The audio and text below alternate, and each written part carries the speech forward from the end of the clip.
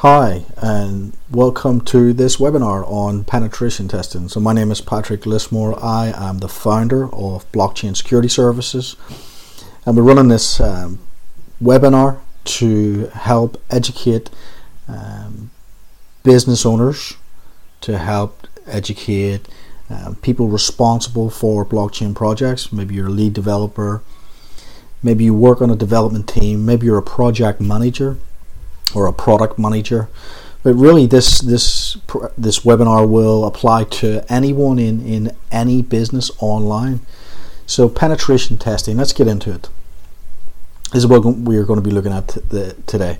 So what is penetration testing? You may not have heard of it before, but it is a really critical activity when you're developing any kind of software-based system, as simple as a website to a software as a service kind of cloud-based application. But really in professional IT companies, they tend to integrate this kind of process into their development lifecycle. But let's talk a little bit more about it in a second. We'll show you what a penetration testing process looks like. So if you have to get someone to do a penetration test for your business, you'll know what to ask, you'll know what to expect, and you can actually talk to the penetration testers in a way that they're familiar with. And then I'll show you at the end here what's expected at the end of a penetration testing engagement, again, so that you know what to expect if you have to get one of these done for your business. Okay, just before I jump into the what is a penetration test, just wanted to set the scene for you. I just picked these articles up here. On the left you can see a graph, and this is published on 25th of May 2018, so it's pretty recent, and it shows you the trend over the years from 2005 to 2017, and no doubt 2018 is going to look bigger again. And essentially the red is businesses, the blue is the financial sector, and the grey is it's very hard to tell the different greys there, but it looks like grey is medical and the other one is government, or vice versa. But what I'm trying to show you here in this graph is that the attacks on businesses online is increasing. So by 2020, the projected loss to the global economy in terms of cybercrime is projected to touch $6 trillion US dollars. Then that projection is up from 2015 of $3 trillion. So you can see how much wealth is being transferred out of innovation, out of R&D, out of job creation into the hands of criminal organizations. But also we see the rise in cybercrime in proportion to the growth of the online user base of the internet. Just like you have a city where population grows and crime increases, very, very similar kind of pattern here. So as more and more people use the internet, as usage grows, so does the cybercrime, essentially.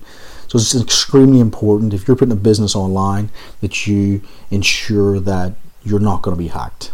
And penetration testing is a way to prevent you from being hacked. On the right here, this is just a nice little graph, a bubble sort of graph in proportion to the size of the breaches. So the red here, so it's a bit small, you might not be able to see the filter here, but the red is hacks. The green is mispublication, just someone has just accidentally published something. But look at the size of them, they're huge data breaches, and there's a lot of them. So all the red is business, right? So many businesses are being attacked. It doesn't matter if you're a small business, just one person, or you're a large enterprise. Everyone's being targeted. Some of the tools that hackers use are automated, so they just scan the internet looking for a vulnerable system to breach, and it may be yours unless you consider penetration testing. So really, what is penetration testing? So penetration testing is simply, it's a security activity. It's someone who is an experienced cybersecurity professional who knows how to identify vulnerabilities in software systems. So that may well be a network, it may well be a web server, even a web application sitting on a web server. So these experienced professionals will be hired, usually for short-term engagements, a penetration test, to test a company's system. So different companies have different assets. So you may only have one web server or one website. So your scope would be very, very small and very narrow. Whereas a larger enterprise might have thousands of machines on a network. It might have very complex network topologies, and those types of engagements tend to be a little bit longer for the penetration tester. But generally, the penetration tester will target a customer systems from a mindset of a hacker. So if they were a malicious hacker, what would they look for to penetrate that organization, to breach that network, to exploit that application, for example? So a penetration tester is given a narrow scope. So when you hire a penetration tester, you will essentially agree on a scope of work, and you will say, this is what I want you to test, these are what's in scope, and everything else is out of scope. So you might have, say, let's for example, 5 servers, but you only want a specific server or servers tested. So you got to be really clear and defining the scope, that's agreed before a penetration tester starts to work, what is expected, and also clear rules of engagement. So this is probably something the penetration tester would insist on, really. So they want to be sure that when they start to attack your systems, that they have authorization, that the people who need to know, and again, clarity around what's expected. How much traffic can be sent, can they exploit a system, is it a live system, will customers be affected? So there are going to be clear rules of engagement set out in the scope of work, and that's agreed on between the client, yourself, and the pen tester. So penetration tester will typically, depending on the scope, so you might say to a penetration tester, here's the addresses of our servers, we want you to find vulnerabilities in them, we have a web application on it, we want you to try and break it, right? So you're giving them a lot of information, whereas other types of organizations will say, we're not going to give you any information, you see if you can penetrate our organization. Makes it a little bit more challenging for the penetration tester. Most penetration testing companies will try and get at least an IP address from you, but you might say, this is a black box test, we're giving you no information, so we want you to see what you can find first of all on our organization, and can you penetrate our systems in any way. But typically you might just say, for speed and to keep your costs down, you might just say, here is our IP addresses of the servers that I want you to scan, and you define that in the scope up front. So you'd say server A, server B, server C. You might even tell them what kind of servers they are, just to speed up the process and reduce the time the penetration tester takes to do his assignment. So remember, you're going to pay for these guys to spend time looking at your system. So the more information you give them up front in terms of the assets that they're going to be assessing, reduces the time they need to find that information out themselves. And of course, if it's the longer they're doing something, the more it's going to cost you. So you got to have a little bit of trade-off depending on your risk profile. So the pen tester comes in, they will do some planning up front, of course, so based on the information you give them. Then they will start to scan your systems through the various types of different scanning techniques. They'll try to identify ports exposed from your assets in terms of servers. Web applications, they'll look for weaknesses in the authentication and session management, unpatched systems, unpatched frameworks, all those kind of things they'll look for, which will give them the information they need to go research them. So they'll find what versions of software you're running, what operating system you're running, for example, what patch level, and then they'll go use that information and look for known exploits out there targeting those versions of software that's running. And then they'll gather more information about what's potentially exploitable. They'll gather some of the potential exploits that might validate that vulnerability is indeed vulnerable, and then they'll attempt to exploit the vulnerabilities that they find. And the exploitation part is not to see how they can damage your system or break it. It's essentially there to validate that a vulnerability that has been discovered is indeed exploitable. So sometimes you get vulnerabilities from that come up that are very hard to exploit or very low on the risk profile. So by exploiting known vulnerabilities and showing to a customer that this potential vulnerability here is of a higher risk because look, this exploit is able to exploit that and do something malicious. But a penetration tester will never look to take a system offline. They'll never look to maliciously damage a system. They're on your side. They're there to show you the weaknesses so that you and your team can address those and obviously build a better secure service. So at the end of the pen test engagement, the penetration tester will compile all the information that he's gathered. So, during an assignment, they might find sensitive information. They might find exposed documents. They collect usernames and passwords along the way, depending on how far they get into a particular system. But at the end, they bring all that information together in a report, and they'll lay out the vulnerabilities that they've potentially discovered. If they've exploited anything, they'll demonstrate or explain what was exploited and how it was exploited and show you the exploit code typically. And then they will maybe have some kind of like a table of the risks, and they'll probably have rated those in terms of critical, medium, low. And then at the end they typically give a recommendations on how to mitigate those vulnerabilities, which your team would use to address, obviously focusing on the most critical ones first. And the penetration test looks simply similar to this. So I've put a left side and a right side here, and I'll explain in a little second.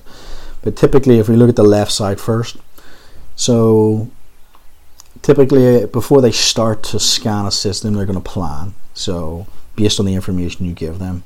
So for example, if you don't give them any information, they're going to potentially plan to look at DNS records, Google your company, look for employees, look for hosts, and scan the website. They'll look for any kind of information to help them essentially further on down the process here. But then there's an element of passive reconnaissance. So before they start to actively engage your network or your server or your web application, they're going to try and find out information around that's publicly available. So it's no contact with the customer's target systems at this point. And the active reconnaissance phase is where the pen tester's actively engaging. So he might be actively sending packets to your network, actively probing your defenses, triggering your intrusion detection systems, or triggering all different kind of alerts. So this is when the pen tester's actively probing your network, probing your application, probing your web server.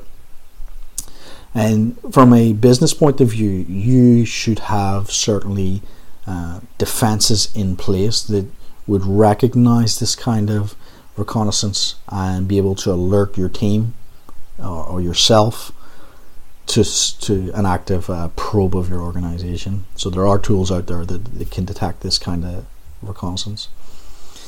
So once the pen tester has actively engaged your organization through port scanning, through service scanning, fingerprinting the services that are exposed on your servers, or just capturing any information from anything that's exposed. They'll be looking for banners of the services. They'll be looking for version numbers, and all that goes into the vulnerability research then.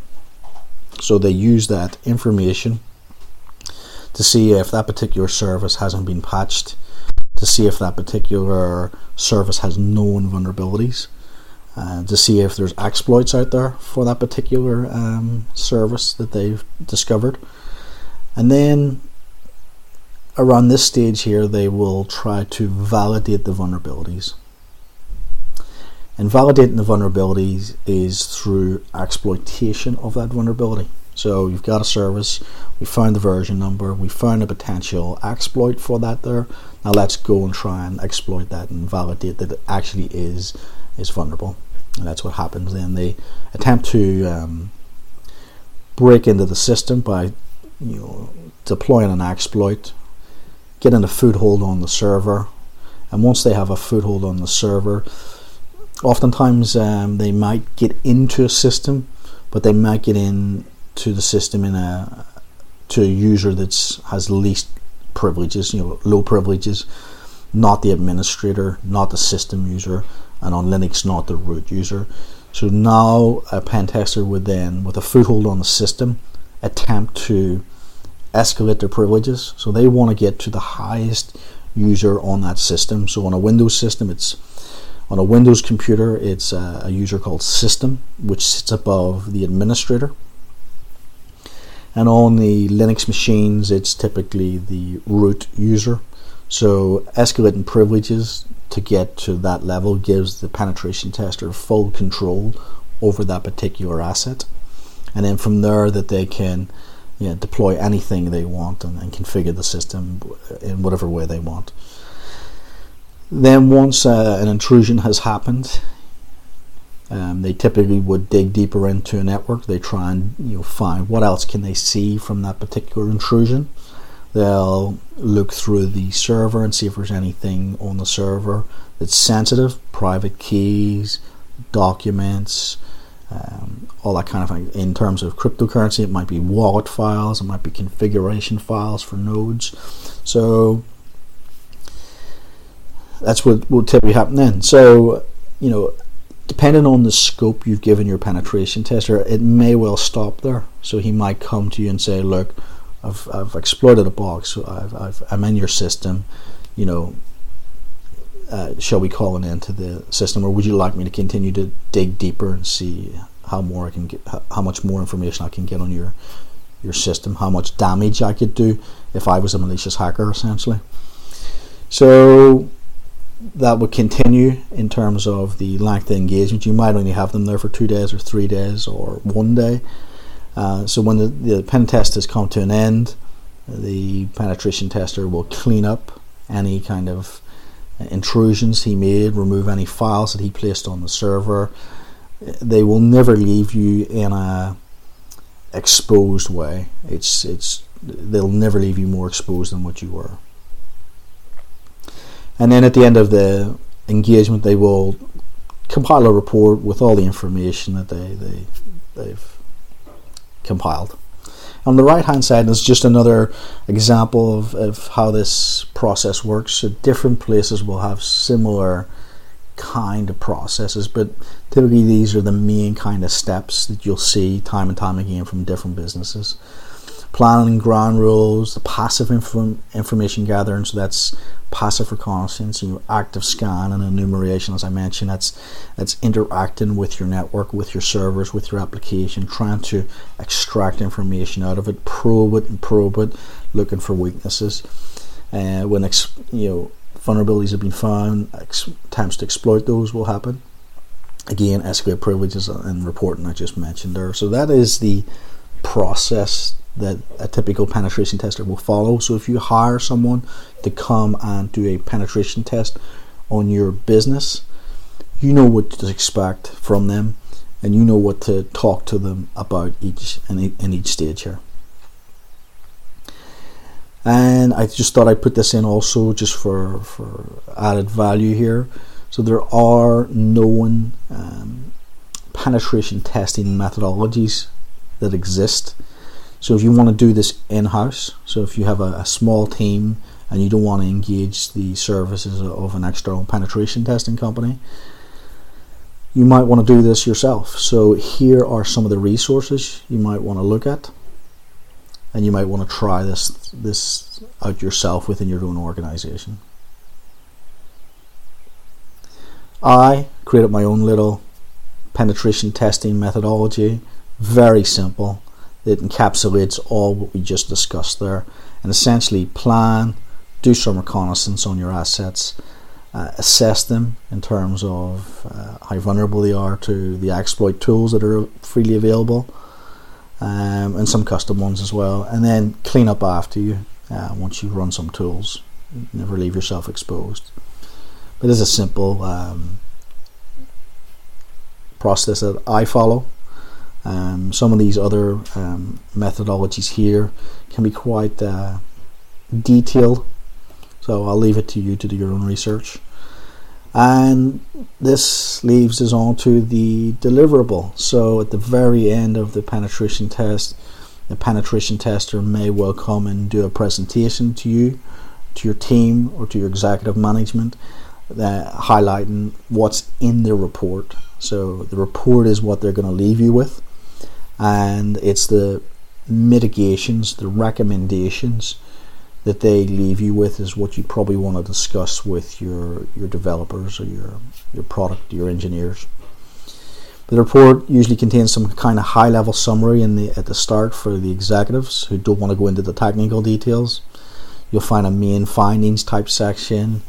You'll have obviously the mitigation actions to any risks that were found, and typically all the technical information in terms of the scans that were run, the exploit code, that's probably all usually in the appendix of the report. So the report's really valuable. You should be able to use that report and the information in it to better secure your business. And this is what it's about, really. It's about taking the time to think about the security of your asset, whether that's your website, your digital products, or any kind of stuff you put online. Essentially, it's ensuring that you take the time to assess your security with an experienced professional before you put that online, before you put that out to the world. Because when you put that out to the world and you haven't taken the time to assess your own security, you can almost guarantee that a hacker that's running an automated tool will find your server, will find your web application, and will launch, in a lot of cases, automated attacks exploiting your intellectual property. And even simple as a denial of service, taking you offline. Sometimes you have malicious competitors that will attempt to take out their competition through denial of service. It's happened. It's unethical, certainly, but it certainly can happen. And also, you may have disgruntled employees. We see a lot of attacks come as a result of a misconfiguration, whether intentionally or unintentionally, through an employee. That's always a one that comes up again and again. So that's it. That's the whole penetration testing process and what is a penetration testing and why it's important to you as a business owner, and why you should integrate this into your development pipeline, whatever that may be.